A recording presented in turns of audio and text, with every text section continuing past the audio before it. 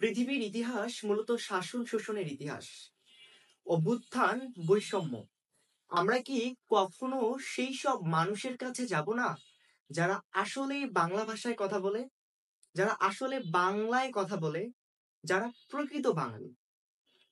আমি সেই সব মানুষদের কথা বলছি, সেই সব মানুষদেরকে নিয়ে ব্যাখ্যা বিশ্লেষণ করবার জন্য এসছি এখানে, যে কামার, কুমোর, জেলে, তাঁতি, সেই সব পাহাড়ি অঞ্চলের যারা চায়ের বাগানে কাজ করে, যারা চর অঞ্চলে থাকে, যারা গভীর সমুদ্রে গিয়ে মাছ ধরে, সেই সব মানুষদেরকে নিয়ে আমরা কতটা ভাবতে পেরেছি আমাদের এই স্বাধীন বাংলায়?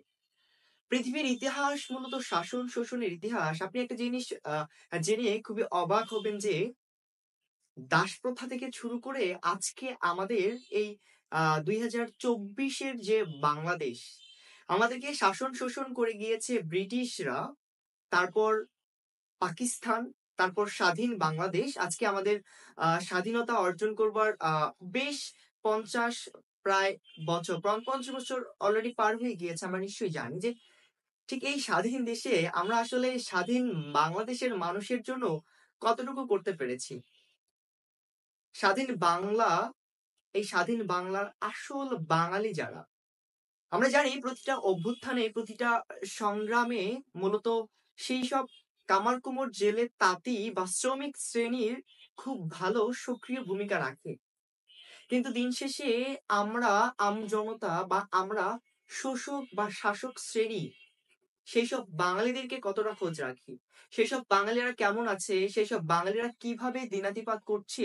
এই বিষয়গুলো নিয়ে আমরা কি এতটাও সোচ্চার হয়েছি বা হতে দেখেছি?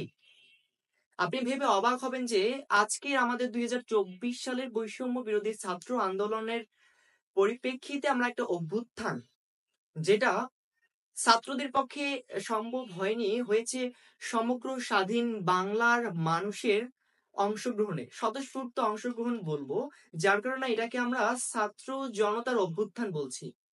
এই ছাত্র জনতার অভ্যুত্থানে আমাদের কি সেই চর অঞ্চলের ভাইরা আসেনি? সেই পাহাড়ি অঞ্চলের ভাই বোনেরা কি আসেনি? সেই সব কামার কুমোর, জেলে, তাঁতি যারা কৃষি কাজ করে, তারা কি আমাদের অভ্যুত্থানে আসেনি? যারা গার্মেন্টস শ্রমিকে কাজ করে, যারা দিনমজুর, তারা কি আমাদের অভ্যুত্থানে আসেনি? বা তারা কি আমাদের স্বাধীনতা সংগ্রামে অংশগ্রহণ করেনি? নিশ্চয়ই করেছে। কিন্তু তাদের জীবন মান, তাদের বাংলাদেশে বসবাস করার যে মেইন যে উদ্দেশ্য, খাদ্য, বস্ত্র, বাসস্থান এবং চিকিৎসা, এইটার নিশ্চয়তা কি আমরা এখন পর্যন্ত এই স্বাধীন বাংলায় দিতে পেরেছি? যখন যেই শাসক শোষক বা যেই দল আসে, তারা তাদের মতো করে দেশটাকে লুটেপুটে খায়।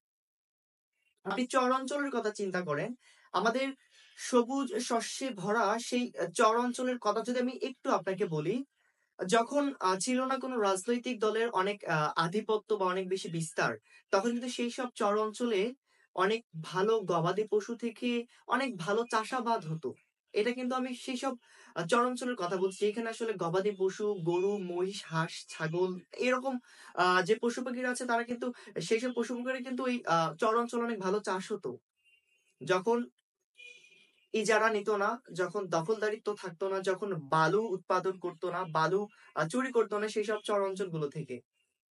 পাহাড়ি অঞ্চলের কথা যদি আমি আসি, সেই সব পাহাড়ে যেই সব ভাইয়েরা চা উৎপাদন করে, চা বাগানে কাজ করে, আমি সেদিন একটা অনলাইনে ছবি দেখে বিশেষভাবে বিমোহিত হয়েছি এবং বিশেষভাবে আকৃষ্ট করেছে আমাকে। আহ এতটুকু একটা বাটিতে তারা ভাত খাচ্ছে, বাবা এবং ছেলে। অথচ বাংলাদেশের সিংহভাগ বৈদেশিক মুদ্রা অর্জন হয় আমাদের চা বাগান থেকে। আমি যদি আবার ওই ইলিশ ধরার কথা বলি, ইলিশ ধরার সেই চাচার কথা বলি, তারা অনেক কষ্ট করে ইলিশ ধরে নিয়ে আসে, কিন্তু তাদের নাকি খাওয়ার টাকা জোটে না, তাদের নাকি চাল জোটে না হাঁড়িতে। কি অদ্ভুত আমরা না? আসলে আমরা অদ্ভুত। এইসব কালচার থেকে বেরিয়ে আসাটা খুব জরুরি। আজকালকার মানুষ খুবই রাজনৈতিক সচেতন। আমি আগেও বেশ কয়েকটি ভিডিওতে বলেছিলাম, মানুষ মূলত তাদের অধিকার চায়। একটা রাজনৈতিক সরকার যখন সরকার ক্ষমতায় আসেন, তখন রাজনৈতিক নেতারা কতটুকু লাভবান হয় এসবের দিকে কিন্তু লক্ষ্য না রেখে সাধারণ মানুষরা এতটুকু ভাবে যে এই নেতাকে ভোট দিয়ে হয়তো আমার জীবন মানের উন্নয়ন ঘটাবে, এই বিশ্বাসটুকু রেখে কিন্তু তারা ভোট দেয়। আর তারা এতটুকু চিন্তা করে যে যেই আসুক আমার আমার অন্ততপক্ষে খাদ্য, বস্ত্র, বাসস্থানের, চিকিৎসার তো নিশ্চয়তা দিবে। কিন্তু হায়রে বাঙালি, হায়রে আমরা শাসক শ্রেণীর লোকজন কতটুকু তাদের জন্য করতে পেরেছি। ভাবতে খুব অবাক লাগে যে আমরা মানুষ হিসেবে আসলে কতটুকু মানুষ বা কতটুকু মানবিক হতে পেরেছি। শুধু চাওয়া পাওয়া, শুধু শাসন শোষণের মন মানসিকতা নিয়ে আমরা কখনো একটা দেশকে সোনায় সোহাগাপূর্ণ সোনার বাংলা করতে পারবো না। আসুন না, আপনি আমি সেই সব বাংলায় কথা বলা মানুষদের খোঁজ নিই যারা আসলে বাংলায় কথা বলে। ধন্যবাদ। আজকে এই পর্যন্ত। ভালো থাকবেন।